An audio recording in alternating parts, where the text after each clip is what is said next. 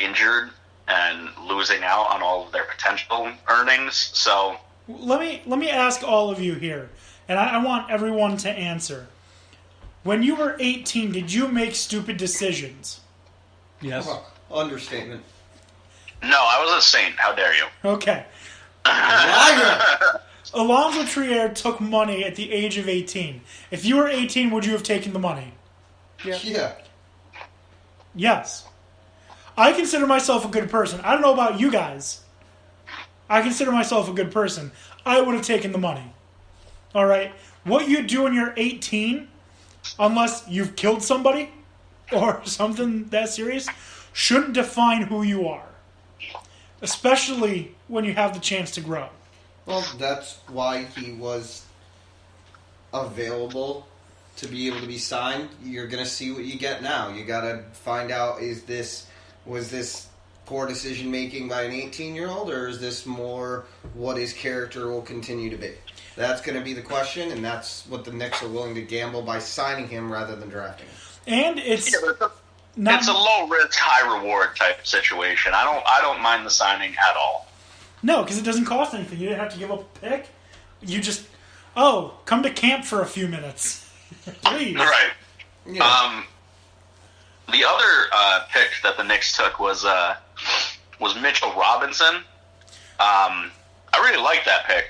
I didn't know a whole lot about him before the pick, but he can hit three-pointers.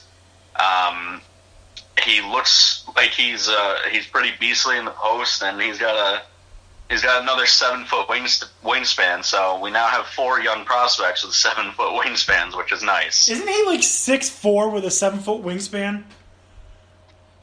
No, I don't think so. I think he's let me see. There was one player in the I'll find draft. There was one player in the draft that was like 6'4" with like a 7'2" wingspan.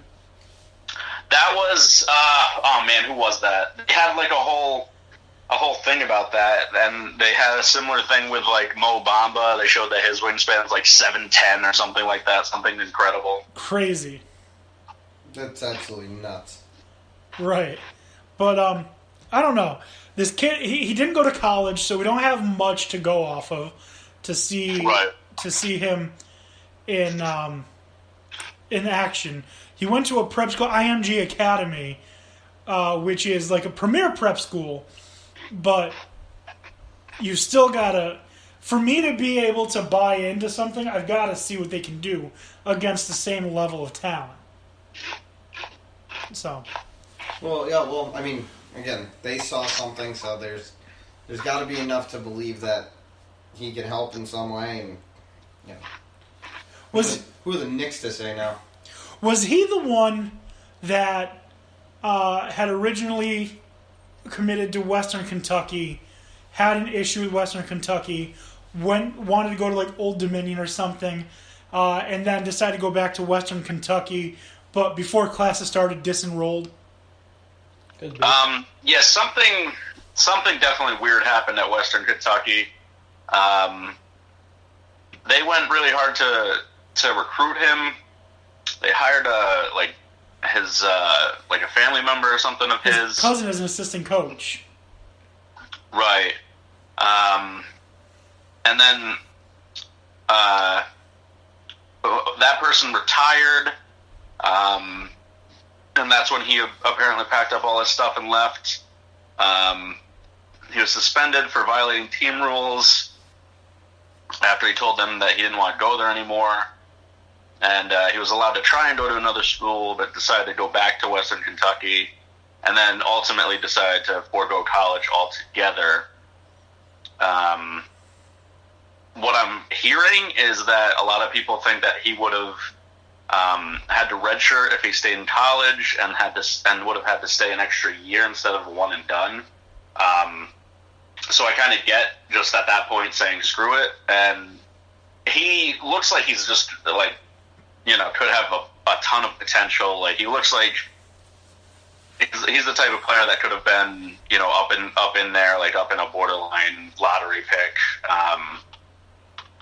had he played in college. So we'll see. It's one of those, you're just it's the second round. You're just kind of swinging, and you don't know what you're going to hit. The second round is full of foreigners, right? It can be because it's questionable. The NBA draft is so such a small amount of people. Hundreds of people get drafted in the NFL draft. It's like under 100 get drafted in the NBA draft. Yeah, 60. Ah. 2 rounds of 30 each. Yeah. So I don't know. Well, I'll have to see from the Knicks picks. I'm not upset about them. I wanted Colin Sexton. I would have been fine moving back to get him because I saw 3 things in him that I really liked. 1, he played intelligent. He wasn't like Trae Young just jacking up stupid shots. 2, his work ethic was insane. The fact that he didn't, physically or mentally give up in that game against Minnesota when pretty much everyone except for him and one other person started to fight. That also shows maturity. He was mature enough to back away and not get involved in that fight. And then 5-on-2, they almost came back to beat Minnesota. All right. And 3, he's extremely talented. All right. So his intelligence, work ethic, maturity, and talent, that's just a winning combination for me. And I really wish the Knicks, like I said, even if they had moved back, had done something to get him. Well, you don't. No, he's a Cavalier now. So you can move on. All right, so your prediction is that Sexton's going to have a very good career. My prediction is that Luka will. See what happens.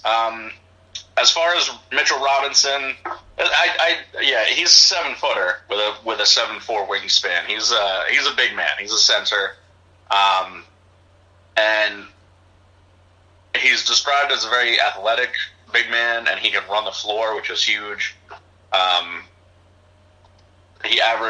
In high school, he averaged 25 points a game, 12 rebounds a game, and 6 blocks a game. So, average 6 blocks a game?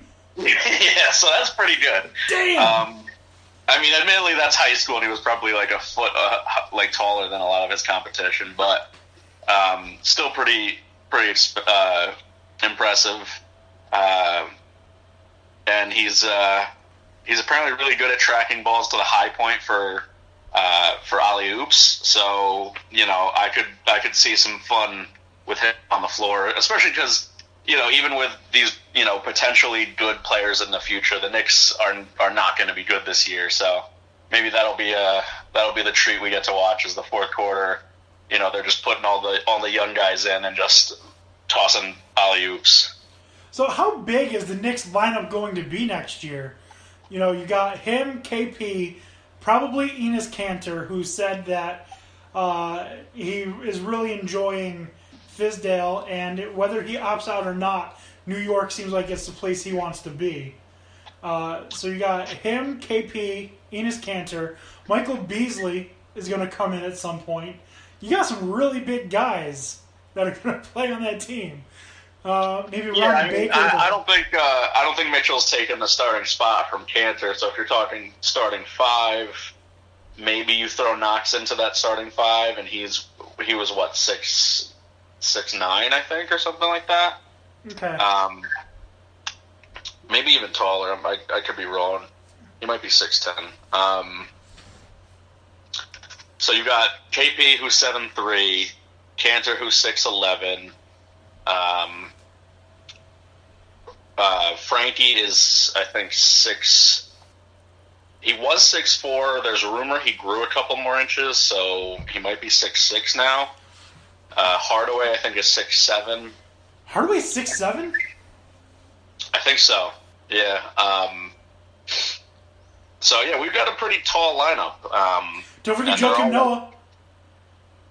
Yeah, they're all fast, so it could be a fun to watch team that could surprise you if you're not careful. Especially once KP's back, I think the team will be a lot different, and that's when they'll start to find their flow. But that's not going to happen this year. And if it does, it's very late in the year. Yeah, he might come back in like February, but at that point, you're not really pushing him. You know you're not going to be making playoffs, so why would you risk your star? No, I mean, with KP, if he doesn't come, if he's ready, if he's good like November, then play him a little. We'll play him. If he's not coming back till like February and he wants to play, give him 5 minutes a game as like a rehab.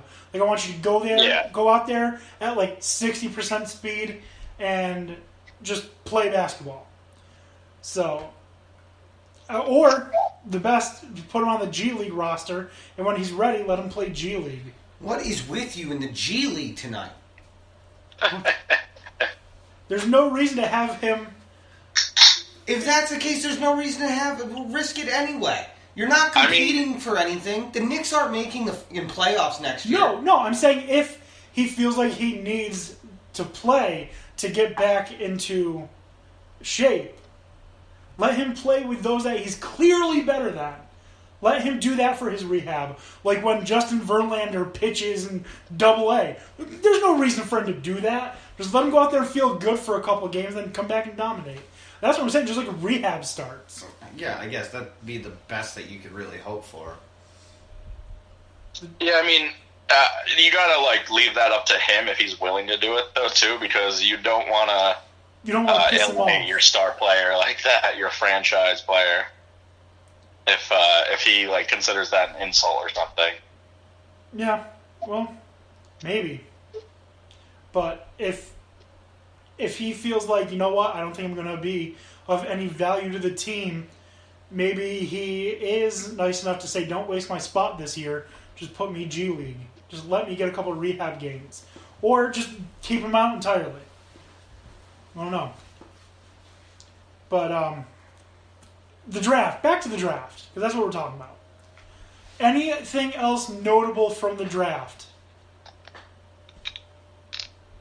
I mean, watching the Sixers pick was kind of surprising because you had the whole celebrating with Bridges and his mom working for the HR department in Philadelphia and talking about how excited she's going to be to see her son at work with her. Oh yeah, and then he just to be traded like a couple picks later for the 15th That was pick. hilarious. And they got a unprotected 2021 pick from the Miami Heat out of it.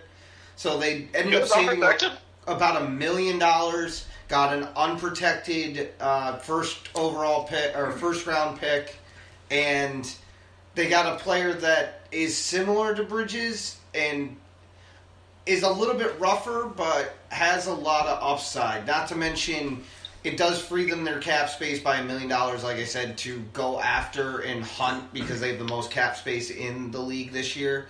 And, I mean, he's a shooter and a defender, and that's two things that Philly really does need out of outside players. They need more consistent shooting. They need defensive players in particular.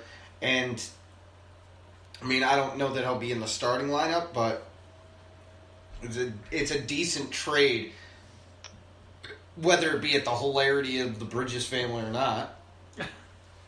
All right, one other thing that I forgot to mention with the draft, and I was going to do this comically, but I'm going to do this seriously.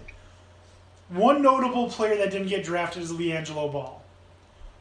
And I think it's about time that LeVar realized that he is screwing his kids, because LiAngelo Ball should have stayed at UCLA, should have played 4 years, and maybe he would have been drafted after 4 years.